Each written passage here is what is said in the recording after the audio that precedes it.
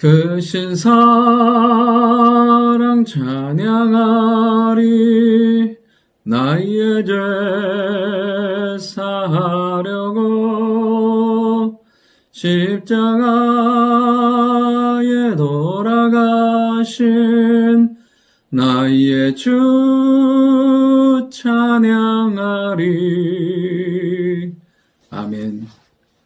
하나님 말씀 예레미야 48장 26절부터 47절까지의 말씀입니다. 예레미야를 통해서 끊임없이 알 수 있는 것 중에 하나가 무엇이냐면 하나님은 우리에게 알게 하신다는 것입니다. 말씀으로 알게 하시고 깨닫게 하시고 그리고 그 말씀을 통해서 하나님의 자녀의 삶을 살길 원하고 계십니다. 지금 며칠째 계속되는 열방에 대한 심판을 통해서도 아침에 말씀을 묵상하면서 도대체 이 말씀과 내가 우리와 무슨 상관이 있을까? 묵상하면서 깨닫는 게 그거였습니다. 하나님은 이 말씀을 통해서도 우리가 분명히 깨닫기를 원하고 계세요. 이들이 멸망당했던, 이들이 심판당했던 그것들이 우리 안에 있지 아니하고 다윗처럼, 사무엘처럼, 아브라함처럼 순전한 믿음으로 하나님 앞에 사용받기를 원하신다는 사실입니다. 오늘은 첫 번째 뭐냐면 교만은 하나님 앞에 버림받게 된다는 것입니다. 오늘 26절에 보면 모압으로 취하게 할지니라 이는 그가 여호와에 대하여 교만함이라. 그러니까 이 모압이 심판받는 것, 하나님 앞에 책망받는 것은 교만함이었습니다. 그들은 이스라엘을 조롱합니다. 그렇잖아요. 그들을 보면서 마치 그들의 멸망당하는 것들을 마치 아는 것처럼 그리고 그것을 비웃으며 조롱하는 것을 보게 됩니다. 그리고 또 보면 모압의 대표적인 교만이 29절이에요. 곧 그의 자고 스스로 높아진 거죠. 오만 안다고 생각하고요. 자랑, 그 마음의 거만. 그러니까 전부 다 뭐냐면 높아진 마음 가운데 나와지는 말과 행동들인 거죠. 우리가 항상 해야 될 것은 무엇이냐면 하나님 앞에 항상 낮은 마음이에요. 여러분 산꼭대기에는 절대로 물 한 방울 고이지 않아요.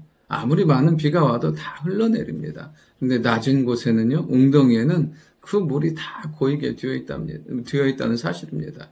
높아진 마음 가져보십시오. 중요한 건 뭐냐면 그 어떠한 은혜도 임하지 않아요. 그러나 철저한 하나님 앞에 깨어지고 낮아진 마음은 모든 것들을 하나님께서 은혜로 채워가신다는 사실이에요. 오늘도 우리 안에 높아진 마음, 허탄한 마음, 우리 안에 자랑하고 싶은 것, 주장하고 싶은 것들을 내려놓고 온전히 하나님의 주권과 하나님의 일하심을 우리가 순종하며 나아가는, 판단하고 정죄하는 삶이 아니라 순종하며 인정하는 삶이야말로 하나님이 주시는 복과 은혜를 누리는 삶이 될 줄 믿습니다. 두 번째는 무엇이냐면 그럼에도 불구하고 하나님은 모압을 위해서 애통하며 슬퍼하신다는 것이에요. 31절에 보면 그러므로 내가 모압을 위하여 울며 온 모압을 위하여 부르짖으리니. 여기서 보면 하나님께서 부르짖는다는 이야기가 나오십니다. 모압을 위해서 우는 거예요. 그러할지라도. 그러니까 하나님은 이 땅 가운데 그 어느 누구도 멸망당하기를 원하지 않으세요. 하나님의 거룩한 백성으로 살기를 원하시고 돌이키기만 하면 은혜 가운데 영광 가운데 살게 하신다는 거예요. 오늘 우리가 비록 우리 안에 죄악된 모습, 교만한 모습, 연약한 모습, 부족한 모습들이 끊임없이 드러나는 게 현실이에요. 마치 파면 팔수록 나오는 것들이 죄와 허물인 것처럼 우리 안에 끊임없이 그런 것들이 나와요. 그러나 그럼에도 불구하고 우리에게 소망이 있는 것, 우리에게도 희망이 있는 건 뭐냐면 하나님이 우리를 사랑하시고 우리를 위하여 애통하시며 우리에게 은혜 베풀어 주시기 때문에 그렇다는 거예요. 오늘도 우리 안에 소망의 근거는 우리에게 있지 않아요. 우리의 죄, 우리의 현실, 우리의 자신의 모습을 묵상하면 우울해진다니까요. 절망스러워져요. 살 소망이 없다니까요. 그런데 거기에서 우리의 시선을 돌려서 우리를 위해서 여기 있는 것처럼 울며 부르짖으며 애통하시는 그 하나님을 향해 나아갈 때 하나님이 다시 우리를 살려주시고 하나님이 다시 우리를 일으켜주시고 하나님이 우리의 소망 되심으로 말미암아 우리를 영광 가운데 승리하게 만들어주신다는 사실입니다. 우리의 소망 되신 하나님이 우리를 오늘도 다시금 회복시켜주시며 일으켜주시며 승리케 만들어주실 줄 믿습니다. 마지막 세 번째로 뭐냐면 하나님께서는 그래도 돌보시고 돌아오게 하신다는 거예요. 보면 결국엔 모압성 그들이 점령당하고 함락되고 다 흩어지게 돼요. 그러니까 참 보면 교만한 인생, 악한 인생, 그리스도 없는 인생에게는 정말 소망이 없어요. 마지막에는 남는 게 아무것도 없다니까요. 사람도 그잖아요. 물질도 건강도 아무것도 남는 게 없어요. 온전히 하나님 안에 있을 때 하나님께서 그 인생을 붙들어 주실 때만이 물질도 건강도 사람도 의미가 있고 가치가 있어지게 되는 거예요. 여기 보면 다 날아가잖아요. 다 없어지고. 근데 정말 하나님 그 가운데서 돌보시지 않으면 정말 소망이 없는데 마지막 순간에 뭐냐면 47절에 보면 그러나 내가 마지막 날에 모압에 포로를 돌려보내리라. 그럼에도 불구하고 하나님께서 그들을 돌보시고 그들을 붙들어 주셔서 다시 돌아오게 만들어 주시는 거예요.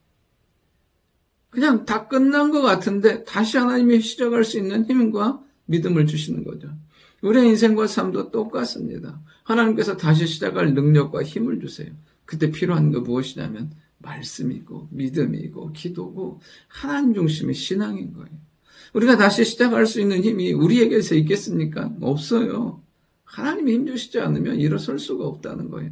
다시 일어나고 다시 시작하고 다시 영광스러운 가운데 우리가 사용받는 우리가 될 수 있기를 원하고, 특별히 이제 2025년이 지나가고 이제 2026년이 다가옵니다. 2026년 다가오면서 말씀을 묵상하는 가운데 제 안에 두 가지가 자꾸만 약해지더라고요. 무엇이냐면 감사와 기쁨이었어요. 모든 것을 하나님 하셨다는 감사와 예수님으로 말미암은, 예수님이 하신 일로 말미암은 기쁨이 점점 사라지더라고요. 그러면서 2026년에는 정말 빌립보서의 말씀을 통해서 내 안에 매일의 삶이 기쁨과 감사로 채워졌으면 좋겠다 결단하게 되더라고요. 우리 모두가 다 하나님 안에서 다시 일어서고 모압마저도 돌아오게 하시잖아요. 모압을 위해서도 애통해 하시잖아요. 그들을 향해서도 말씀하시잖아요. 그렇다면 하나님은 우리를 향해서 말씀하시고 우리를 위해서 애통해 하시고 다시금 일으키셔서 우리 모두를 영광 가운데 사용받게 하는 능력의 하나님의 영광과 은혜가 우리 모두에게 임하게 될 줄 믿습니다.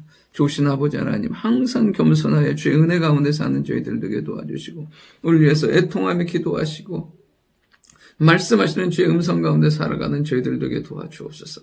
모압마저도 다시 돌아오게 하셔서 살게 하셨던 것처럼 우리의 인생과 삶에 다시 시간과 다시 기회와 다시 능력 주셔서 영광 가운데 살아가는 저희들 되게 주여 인도하여 주옵소서. 예수님의 이름으로 기도드립니다. 아멘.